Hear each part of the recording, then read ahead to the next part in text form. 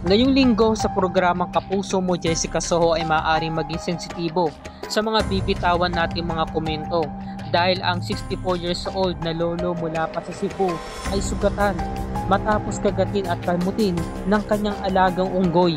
Ayon sa istorya, nakawala yung unggoy kaya pinuntahan namin. Puhulihin ko sana kaso kinagat niya ako. Tumakbo ko kasi masakit na masyado.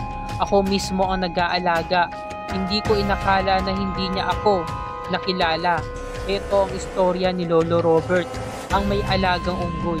At ito naman ang sinabi ng ilan sa mga kapitbahay ni Lolo Robert. Paglabas namin ng bahay nakita namin si tatay na sugatan. Ang dami niyang kagat, nanginginig ako. Hanggang sa nawala na siya ng malay, maputla na siya. Hindi po namin akalain na ganun ang mangyayari. Nagulat na lamang po kami na mismong amo niya ay kinagat ng unggoy. Kakamustahin natin si Lolo Robert mga kapuso ngayong linggo ng gabi.